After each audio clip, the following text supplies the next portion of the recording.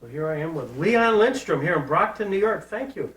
I appreciate you taking some time on a Sunday to talk with us a little bit about State Line Speedway. And I'm looking at a book here which says the 25th anniversary of State Line Speedway.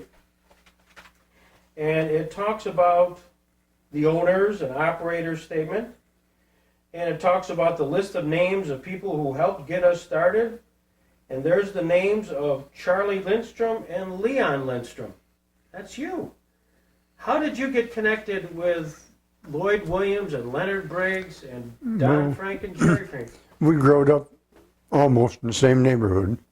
We were just a little ways from Sugar Grove. Okay. And when they decided to build State Line Speedway, they needed someone to cut the guard posts and the wheel fence posts and the bleacher posts. So that was our line of work, was logging. So my brothers had a couple of tractors and they helped them lay out the track and made the first track with their tractors.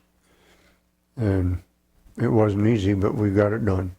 When you went up there for the first time and saw probably just a vacant field with a bunch of trees, what'd you think?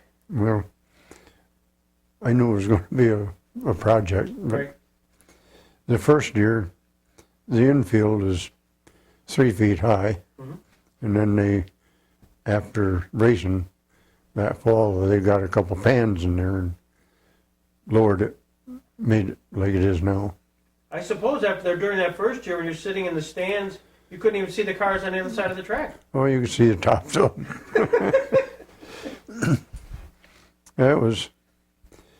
It was a lot better than Skyline. Skyline was a short track. State Line was longer. Mm-hmm.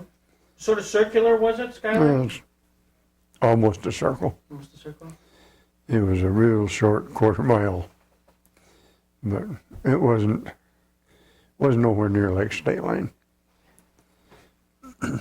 Skyline was operated by Leonard Briggs, Cliff Coons, and a guy named Lowell White, I believe.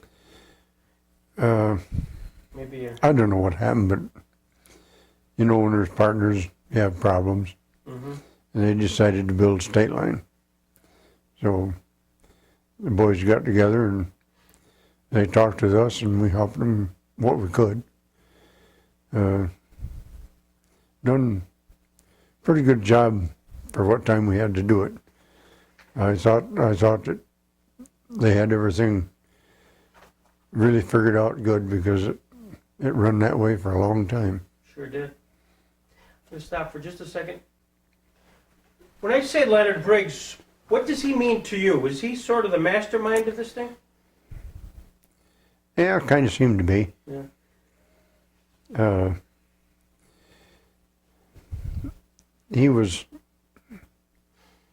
Him and Don Frank were the two older ones, and more experience.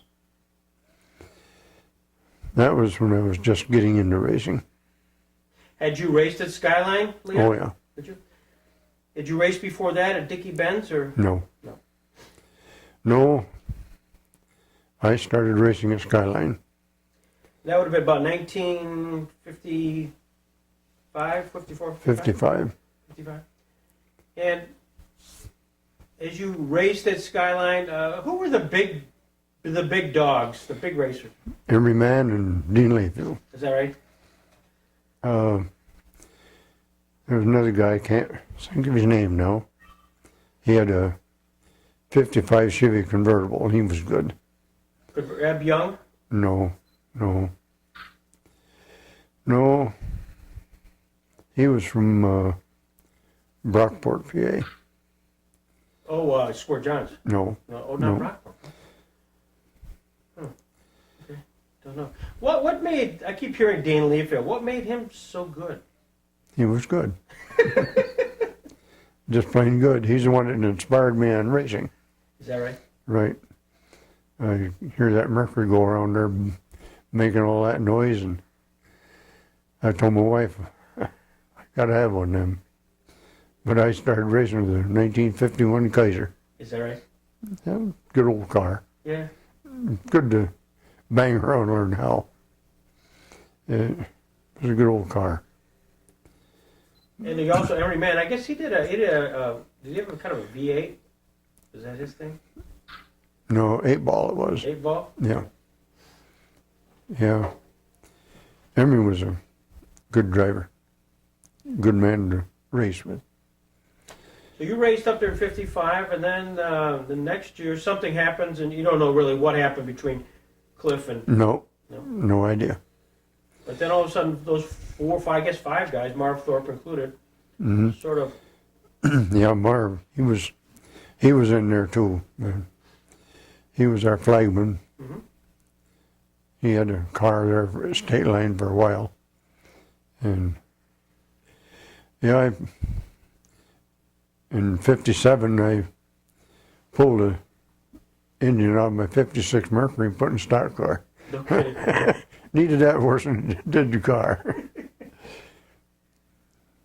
So as you moved up, did you race the first year at State Line in 56?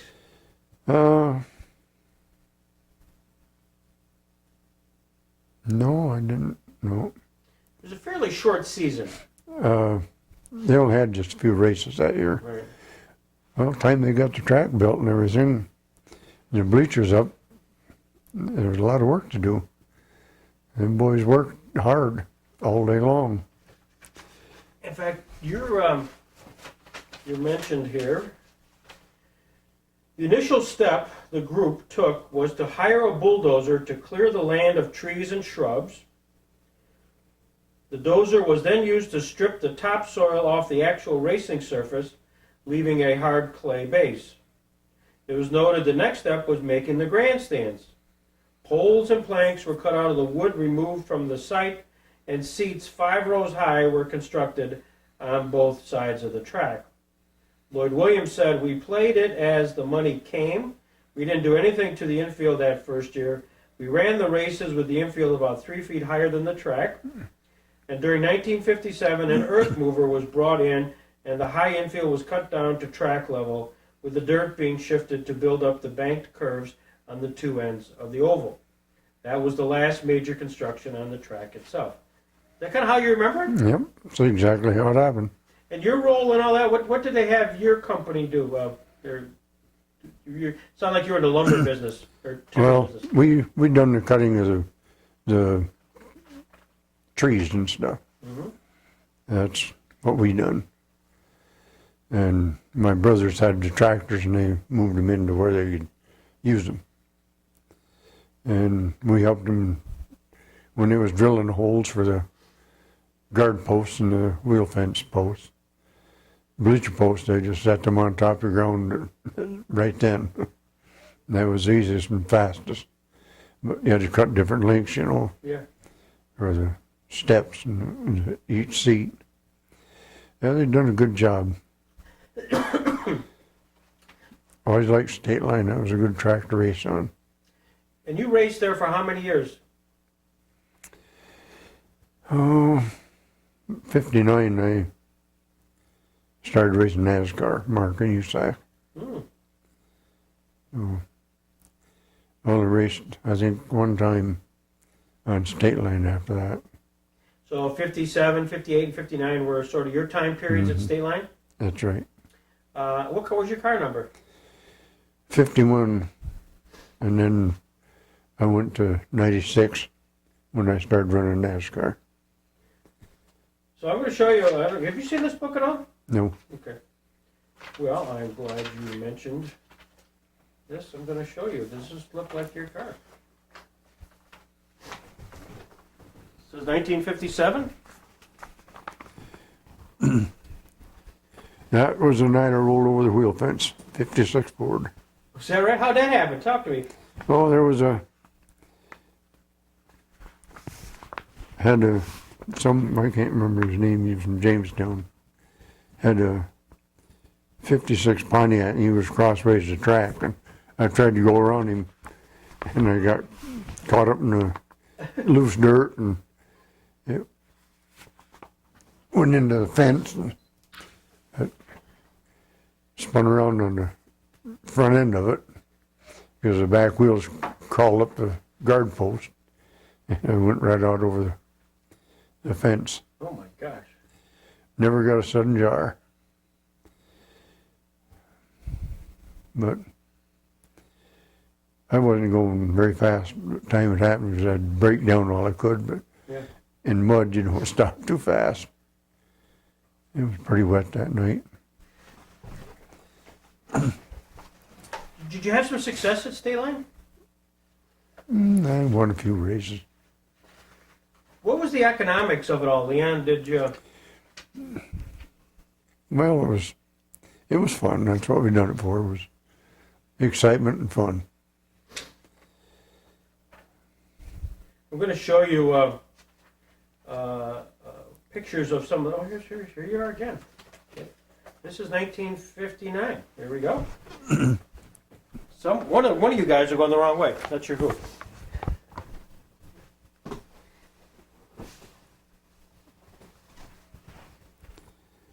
That's Dean Layfield there in 1916s.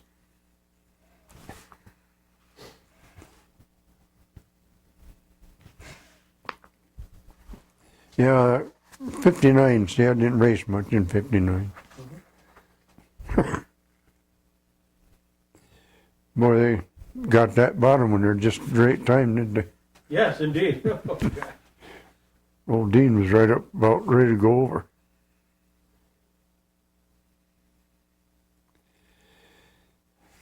There was a, in 1959, this must have been, I've got it. Thank you. There's an article here, July 18th, 1959. It says, season high of 31 cars, including a few newcomers, checked into the pits, and luck of varied varieties came to the New York Penn racing team of Leon Lindstrom of Northeast Pennsylvania and Don Strain. Were you a team? Mm-hmm. In what sense? Well, we run for Night Penn racing team. Oh, okay. Charlie French and Ripley was the owner. And Don and I run for him. We had to do our own mechanic work and everything. Yeah. He wasn't much of a guy to run for. You did that just was a 1-year thing, or did you? Just 1 year was enough. It said Lindstrom that night, that particular night, became the track's first hospital case of 1959. Leon, back on the track after a 5 weeks absence, ran ahead of Strain in the semi, but came a cropper in the feature. His car followed Emery Mann's into a 20th lap spin-out, then became the meat of a metal sandwich when Lakewood's Frank Liffner slammed in after him. He was detained overnight at the Jamestown General Hospital, where x-rays revealed only possible chest injuries and no broken bones. Yeah, I remember that. What happened there? Well, just one of them things. Someone was in head of Emery. It caused the whole thing. I don't know who it was. Emery said he was lucky he didn't get hurt too. Okay. And there was someone on the outside of me. Emery and I was passing a bunch of cars. Mm-hmm. And I'd followed Emery all the way through the race. And the guy on the right side of me started spinning. For why, I didn't know. So I pulled over a little bit, and there was Emery. And I hit him, and he spun, and I spun, and Frank Liffner come barreling right into me. All I remember is a big bang and knocked me unconscious. And I couldn't hardly breathe because my ribs hurt so bad. Mm-hmm. But it just bruised me. Nothing serious. Was that your worst injury? Up until then. Yeah. Was there one later? Yeah, that's why I quit racing. What was that? First time I ever raced the Erie Speedway 100-lap jalopy race. I'd been in NASCAR, run 150, 60 mile an hour, and never come close to getting hurt. Got into an old jalopy and pretty got killed. I got a real severe concussion. Hmm. Bruised my shoulder up. I wrecked that. I couldn't use my arm for 6 months. Really? But everything turned out all right. That's when you decided to heck with it, huh? Well, I figured my family needed me worse than that race car. Mm-hmm. So I figured, well, I was still alive, I better quit. I didn't want to. Before we talk about a little bit about the NASCAR, I'm going to show you some pictures that were taken. I think it was about 1957 of some of the drivers. Not all of them, but some of the drivers. And I'd be really interested to know, as you look down the drivers, if you have any things that come to mind, maybe a funny story, a vignette, something about these guys. I think you'll find this of interest.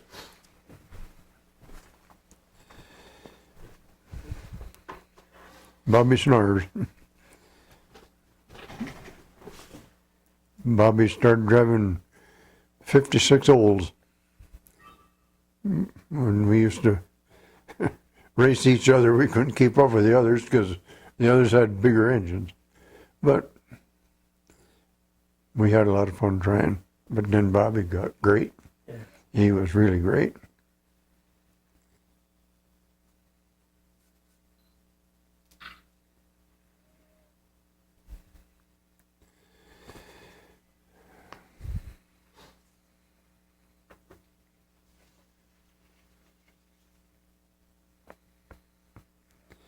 Kenny Johnson's he still alive? He's not, no. No, no kidding. Do you remember Kenny? Oh, yeah. What do you remember about him? The thing I remember most is the last race of Gus Johnson Memorial Trophy. Hmm? If you won it 3 times, you kept it. And he was leading, and he was passing me on the 4th turn. And I got over a little bit to give him room because I didn't want to hold him up. I got into the water, and the front end of my car washed out. I hit him in the side, not enough to hurt him, but I could hear him holler at me clear over the top of the engine. He was screaming at you, huh? Oh boy, was he ever.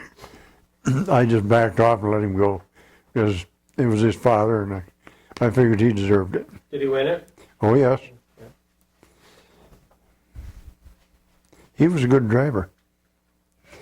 And then another thing I remember about him, he had a 51 Hudson Hornet. Right?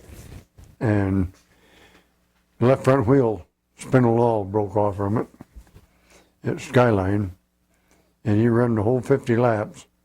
Well, the rest of the 50-lap race, which was probably 30 or 35 laps, on 3 wheels and got 3rd. Oh my gosh. And I tell you, when he come in the pits, he couldn't even get out of the car. He was so tired. I bet. He really had to work it. Oh, yeah, well, trying to guide it with one front wheel.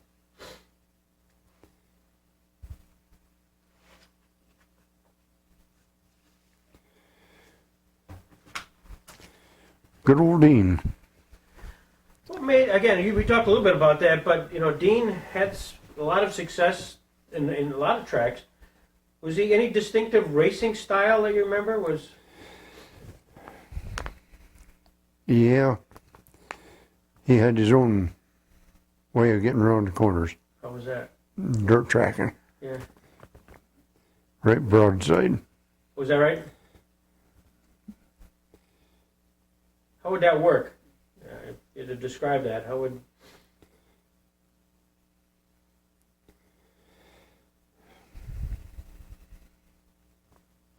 Gentleman Jim Patrick. Jim Patrick, yeah? Yeah. Nobody's talked much about him. What was he like?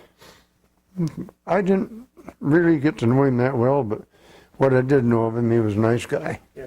There's some pictures on the other side, too, that might be Let me see that. of interest. Emery Man, yeah. See, a lot of these guys came after my time. Mm-hmm. Tom Dill, I used to race with him in the jalopy races. What was he like on the track? Freddie Knapp, I used to race with him. lot of people talk about Tom Dill. What was he like? What was he like as a driver? Good driver. Good driver. You know, on the dirty side, but he was still a good driver. Aggressive, huh? Yeah, aggressive. Yeah, not dirty, he was just aggressive, I guess. That's the best way to sum it up. Well, we've asked the question of a lot of the drivers, if they got into a situation where there was one lap to go, and there was only one driver they had to beat, or were competing with, who didn't they want to be the guy next to, you know? And they all said Tom Dill, because they just knew that Tom Dill would inevitably move them out of the way. Or That's what I'm talking about. If there was a chance to win, he was going to take it. That's what he had to do. Yep. I seen a guy jump off top of a car right on top of him one time. Pounded him pretty good because he shoved him out of the way. I never had no problem, but Was there much of that in the pits itself after races? Was there a lot of... some of the guys, but mostly in the jalopy races is where you got the fights. But like in this, where was the time that I was racing state line, you never had no squabble. Mm-hmm.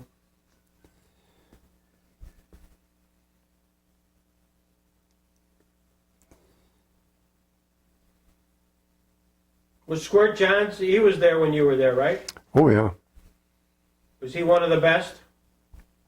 one of the very best.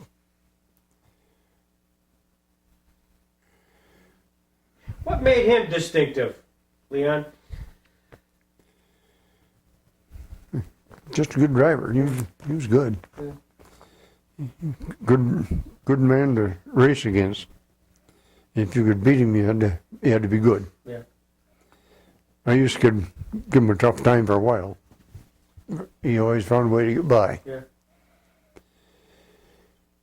That brings back old memories. You were starting to say about Dean Layfield's style, his style of driving, you know, kind of the dirt driving. What did you mean by that? Going sideways around the turns. So it's just fishtail a lot, huh? You know, car running sideways around the turn. Yeah. That way you said you're straightened out when you head down to shoot. Yep. Well, it works. I patterned my driving after him, and it worked a lot of times. Mm-hmm. Most all the time. But hate to see like him and Hyle Russell there. When Hyle got killed, he didn't really get killed, he died of his injury. Mm-hmm. But he was a good driver. Good man. That hurts when some of your opponents like that go the other way for you.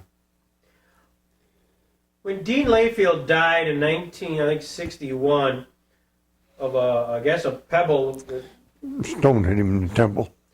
what was the feeling in the racing community? All the drivers. Well, anybody that really knew him felt the hurt. Mm-hmm. He used to leave his car at my brother's house, and I lived at Sugar Grove at the time when we was running a state line. He'd leave it at my house.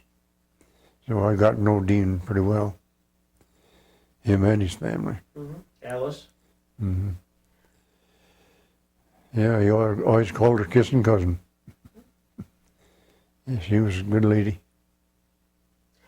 What else? What, if you had to describe Dean Layfield outside or as a racer, what kind of guy was he? He was a gentleman, good man. Was he? Yeah, he showed me a lot of tricks of setting the car up so it'd handle. Mm-hmm. So, yeah, I bought my first racing camshaft from him. So, I guess you could say that he became a good friend as well as a good opponent. Mm-hmm. It never bothered racing. Whoever got the break, that was the way we went. At one point, Dean tried to kind of create a racers or drivers association. We called it the Independent Racing Association. Were you part of that? Oh, yeah. What was the reason for that? Well, we was running different tracks, and some of them was trying to stiff us on our pay. Guarantee you so much and then not give you anything. Mm-hmm. A lot of times, some of them tracks that we run never even paid toll money. Back then, $2. Of course, $2 buy a lot of gas back then. Mm-hmm. Now it don't even turn the spigot on. Yeah. Man, How was State Line as the operators in their relationship to the drivers? How was that? good. Good. As long as I run there, Yeah. it was really good. Mm-hmm. Done a good job. Because they'd been in it long enough, they knew Mm-hmm. what it cost to keep a car going, and Mm-hmm. it made a difference. When you're in the pits and stuff, who were you dealing with mostly? Was it Leonard Briggs? Was he the guy that sort of was in the pits during the day, or? No, it was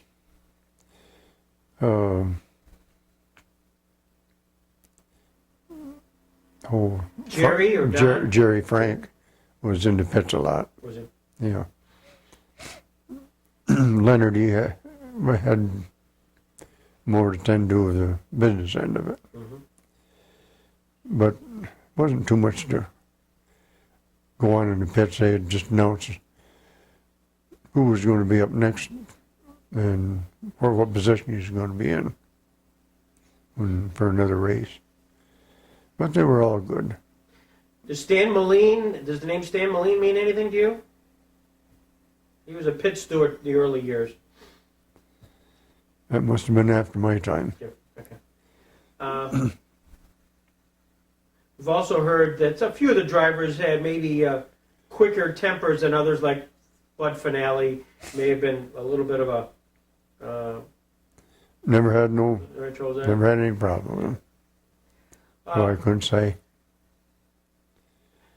You raced at State Line through 1959, and then you did NASCAR. How did that happen? Well, I got invited to a NASCAR race. First, I went to it was Mark Association. Mm-hmm. And I went to Detroit, Michigan, to a race at Michigan State Fairgrounds, mile track. Never run a mile track before in my life. And I went out to time trial and engine was missing. Well, the young kids forgot to put a plug wire back on. So I had to run in a 25-miler preliminary. The fastest three cars was going to run the 100-mile race.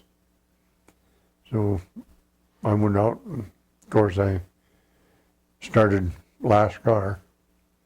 In the third lap, I was leading, and I won that race and got into the 100-miler, and then I started next to the last car. Well, I guess there was two behind me. But anyway, I was next to last on the outside about 20 laps into the race. I was running first place. Didn't know it because they changed my number from 51 to 96. And I kept wondering, who is 96? And I was running the wheels off that poor car, trying to catch 96. When the race was over, why, I went back into the pits with the car. And they come running over and they said, "You won it." And I said, "No, 96 did." He said, "You better look at the number on your car." I said, "Man, this is the first time I drove the car with that number."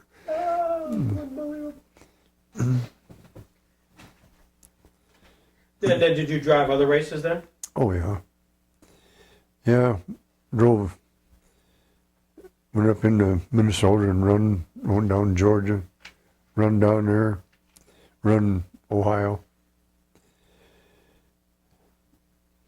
Went down into Missouri one year or one time. And I can't remember what month it was, but we run down there. Went down to Langhorne, Pennsylvania. Run down there. These are all part of the NASCAR circuit? Yeah. Now, do you remember some of the notables you ran against? Oh, I raced against Fireball Roberts and Curtis Turner, and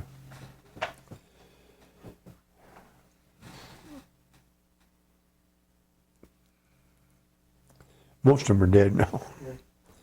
Yeah. They were. I tell you, they was harder to get along with than any of the boys racing at State Line, because that was bigger money, and they didn't hesitate to move you.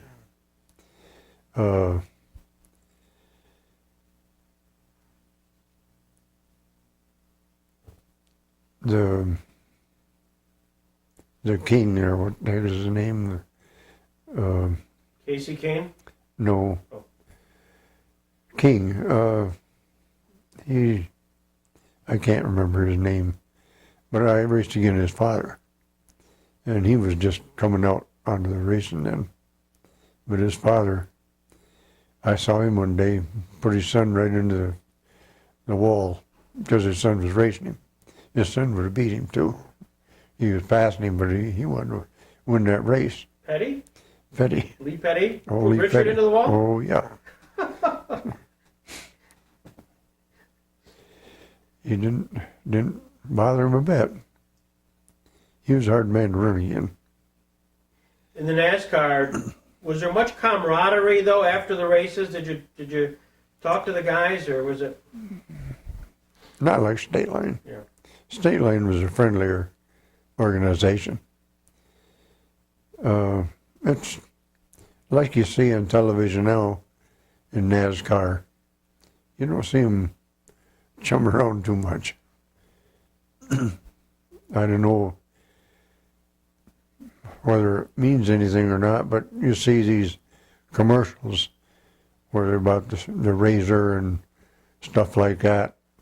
Now that might go on, but when they're out there racing, it's whoever gets a lucky break. I'd like to race now. I'd like to run a car 200 miles an hour just once. Just once, huh? I wouldn't care if it was just one lap. I'd still like to run 200 miles an hour. Of course, they got the new ones now, so the faster they go, the harder they bite onto the track. Where the old ones, you get up 150 miles an hour, it felt like that dog could lift the whole car. It felt like he was getting ready to fly. But them turns that were banked real good, you go into one of them, felt like it was driving you right through the bottom of the car. My gosh. I suppose it hasn't changed a bit either. There's a lot to racing now, a lot of difference between State Line and NASCAR. NASCAR, you got to have certain things, and it's got to be that way, or you don't race, because they don't want you to get out there running 150 miles an hour and lose a wheel. You got to have everything at that time had to be double plated. Mm-hmm. You had to have special spindles. It was a lot different. Couldn't run a locked in. And I was used to running a locked in. It was a little different. Yeah. But you get it set up right, and it works just good to lock in. What was your highlight? You raced at Skyline and State Line, among other dirt tracks, and then, of course, NASCAR. What was your highlight?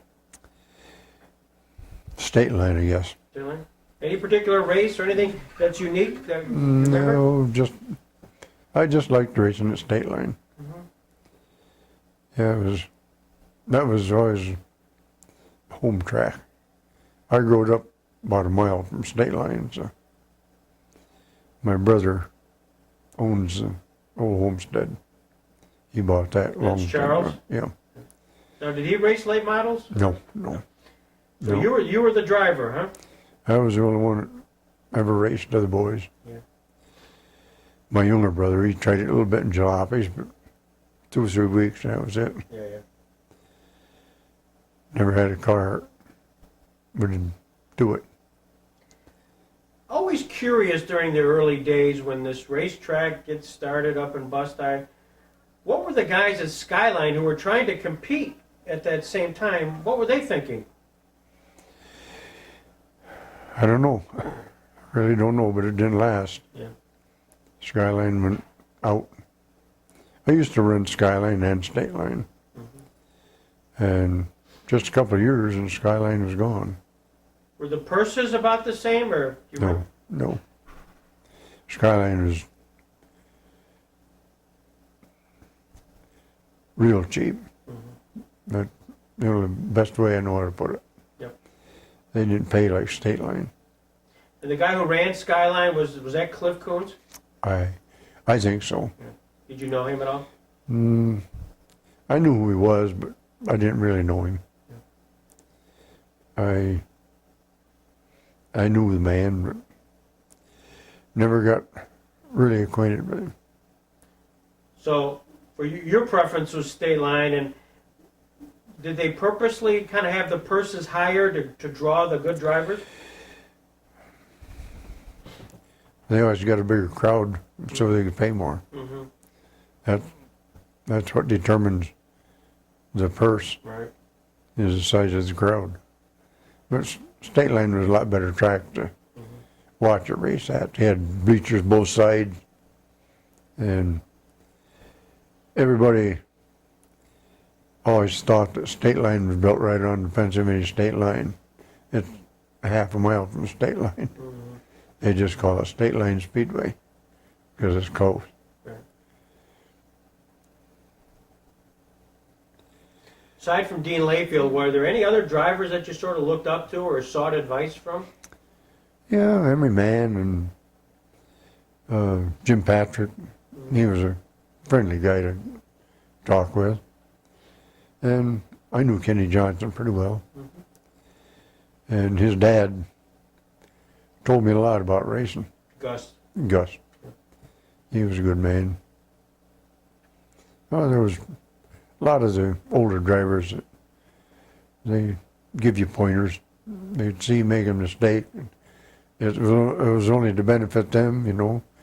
Just like when I got better, I'd tell the younger drivers some of their bad points and what they could do to correct it and make it a lot safer for everybody. Because if they're wrecking you, you're not going to do anything either. Right. So I thought that most of the guys that we raced with there was all good guys to race with.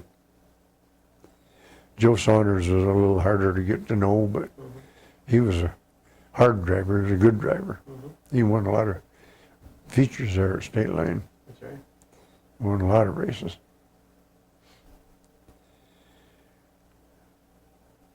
Did you keep any memorabilia from those days? Pictures, programs, any of that stuff from the...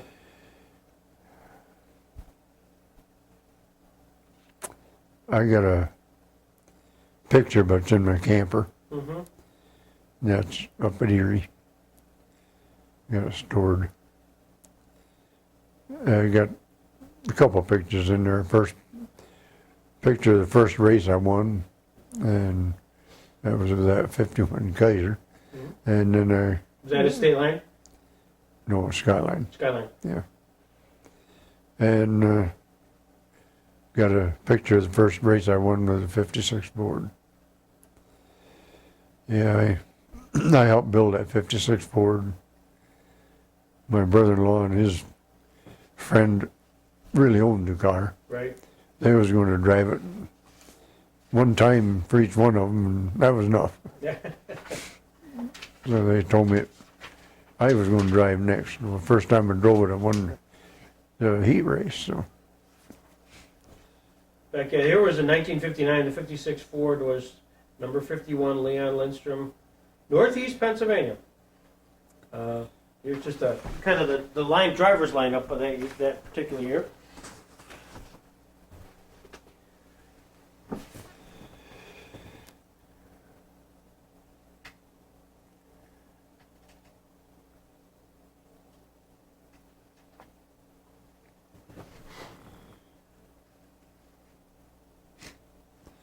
yeah,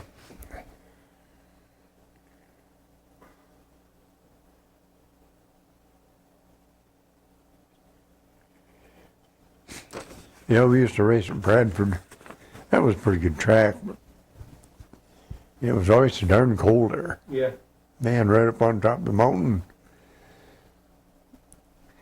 You wanted to have your long johns on. Boy, it was cold. I'm going to show you one other picture. It's number 96, and I don't know if this is. It looks like it says Leon on top of it. 96. Is this your card here? Yep. So you must have raced it at State Line at least a couple times. Yeah, I did. When we weren't racing NASCAR, I raced there a couple of times. I always got it banged up so I had to work on it. See, there's Emery right there. Right, exactly.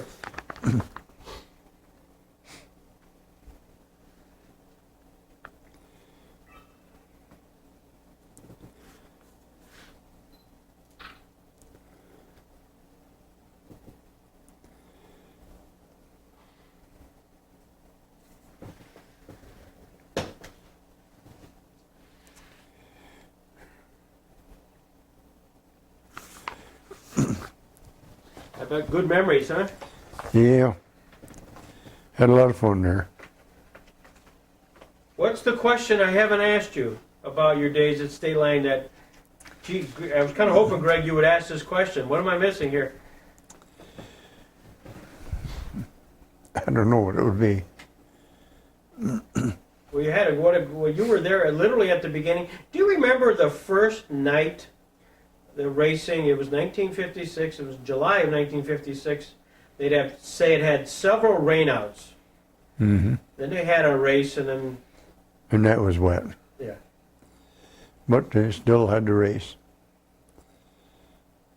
I don't remember who it was, but some car spun out and come right up over the infield of that big bank. is that right? Yeah. So they just they held it in on a truck. They just backed their truck up, drove it off the infield under the truck. Because it was so high. Yeah, Oh my gosh. yeah. Everybody wondered how they was going to get it down off in there. My brother said, well, it'll come up over. It should go back down. But it damaged the front end pretty bad, so they just loaded it up and took it home. I don't remember who it was. No. State Line brings back a lot of memories. Well, our hope is on September 26th, you'll get a notice. September 26th in the afternoon in Jamestown, we're going to have this documentary done. And we'll have all the drivers we've talked to, and it's been almost 30 of them. Invite them, and hopefully they'll all come back. It'll be kind of one big reunion. Yeah, it'd be fun to see him again. Yeah. Too bad Emery and Dean and Kenny and Hyle Russell and them guys can't be there. Mhm. How many more of them are gone, do you know? Don Strain. Yeah, well, I lived 35 years neighbor to him. Oh, there you go. Let's see. My wife died the 27th of May, or May, and Don died the 8th of June. I talked to his widow just the other day. By the way, did you ever see any movies of yourself driving? Did you ever? Let me just see. Jughead Pierce is still alive. John Seeley's alive. Bud Finale died. Carl Tyler died. Kenny Johnson died. Don Bailey died. Paul Wilson's dead. Squirt's alive. Ronnie Blackmer's alive. Jim Patrick is dead. Frank Liffner's alive. I just talked to him. He's in Florida. Mike Egan, I think, is dead. Phil Jackson, I believe, is dead. Joe Saunders dead. Dean Layfield's dead. Floyd Green is dead. Emery is dead. Tom Dill's alive. Marv Thorpe is alive. Freddie Knapp is dead, I think. Samuel Mancuso's alive. Heil's dead. Jim Feeblecorn died. Floyd Thomas, I believe, is dead. Gus Nelson. Yeah, Floyd, I know he's gone. Gus Nelson's dead. Bud Gardner dead. Jim Scott's alive. Eb Young is, I don't know. Chuck Piazza's living in North Carolina. Woody McCracken. Woody McCracken. I remember him. What do you remember about him? I can't even remember what kind of car he drove. But the name, that's... You gotta love the name. He looks like a comedian. I mean, he just looks like it. Yeah, he's...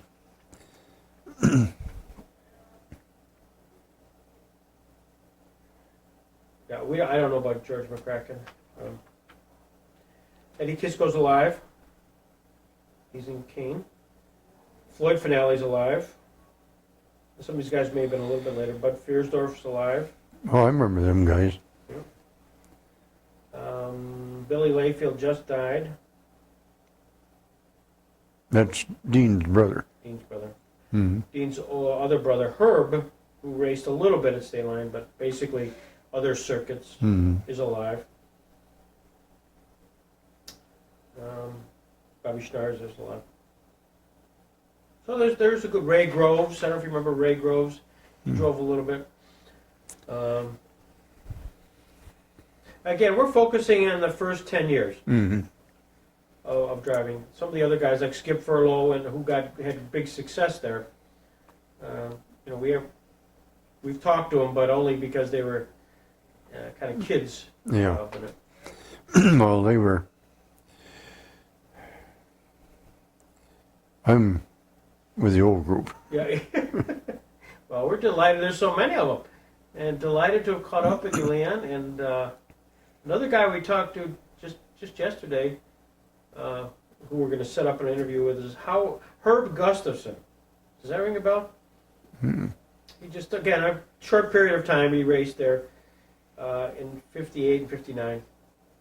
Some of these guys, just didn't race a lot. I might have been there. 59, I didn't run too many races there. I was usually going somewhere else.